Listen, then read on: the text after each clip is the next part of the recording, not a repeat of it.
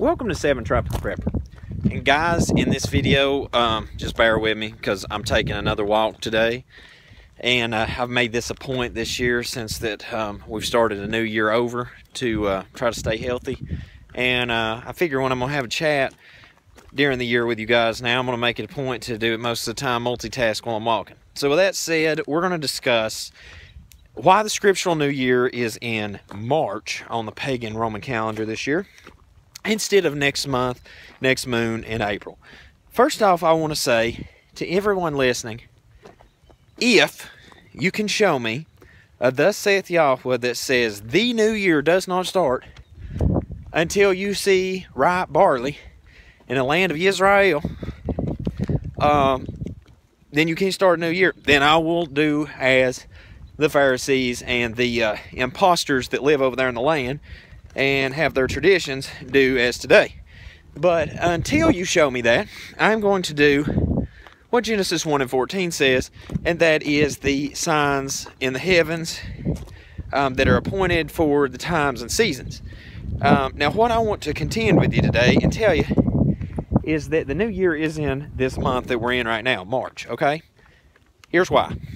Let me get my little list here because I brought it with me.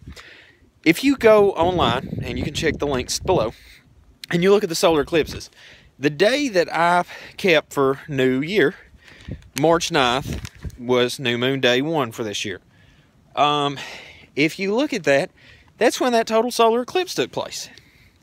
Now, on March 23rd, which is coming up, is going to be the day of High Sabbath, at least as I'm keeping it, to honor the Most High.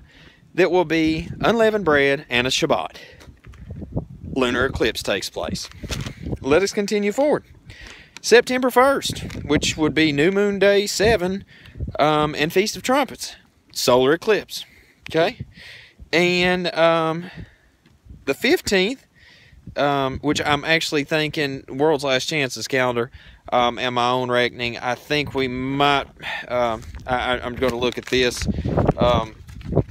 I actually got to look at a couple more things on this, but just keep this one in mind. I think on the 15th, either 15th or 16th, depending on where you're at in the world, you may see another lunar eclipse on Tabernacles. So now let me ask you something. Riddle me this. I keep next month as the set apart New Year, okay, to the Most High. And none of these signs in the heavens take place on the appointed calendar. They're all off. And then the other thing that really gets me is looking at running the numbers. And I'm no master at any of this. We're all walking out of Babylon. If you haven't started that walk, check that video on the iCard link right up there, and you'll see where my thoughts are with the world right now. And anyway, if you continue to the end of the year, what's going to go down is you're going to end up with the 7th moon ending somewhere in November. You know, you're going to be into November. And by the time you roll around to next year, you're going to be really, just really bad off base. Now, next year, possibly 13th month year. I don't know. We're just going to have to look this thing over when that time comes. But, yeah, this year, it just definitely, if man lets another 30 days ride and then you start your new year out, I think you're going to be way off base. Now, you can hate speech me and get mad at me all you want. Listen, I'm just trying to honor the Most High. I don't want to lead nobody astray.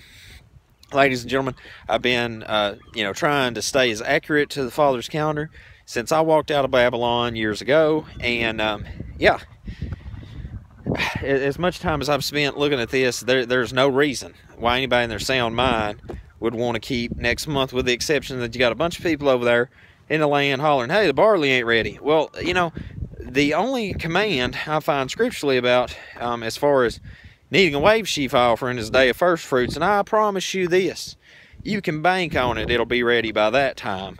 So is this really a reason, that one little point which I can't find scripturally, to be the reason that you're holding off trying to honor the Most High and keep the year in its appointed time? I'm just having a conversation here. And anyways, just something to think about, guys. I've been meaning to make a video about this, but I've concluded that important topics and things like this, the best thing to do is just when I take my daily walk anymore, we can sift that one for sure. And you know, everybody can do as they want. I don't have to stand in judgment for you. I'm gonna stand in judgment for myself. But the clear signs given in the heavens above is definitely interesting that a bunch of them's taking place. Well, pretty much all of them is taking place on scriptural holy days. And something also went through my mind. I'll say this, and then I'll cut this video off. Is that the other day I was thinking to myself, you know, the sun will be turned to darkness and the moon to blood before the great and awesome day, Master Yahweh. And it's interesting that this year that the sun turned to darkness and the moon is turning to blood, and that's all happening around Passover time. Now, is this going to be a year of great exodus out of Babylon for people physically and spiritually? I don't know. But now, interesting to me is, you know, looking at scripture and prophecy, it's always day for a year, day for a year. So with that in mind, you know, I just found that interesting. I don't want to put too much stock into that to get people's minds turned into many thoughts, but just found that interesting the other day. But guys, until we see you again here at Seven Trumpets Prayer Channel, as I said the other day, Happy New Year to you. And if you have to wait much longer, you're going to be 30 days off base.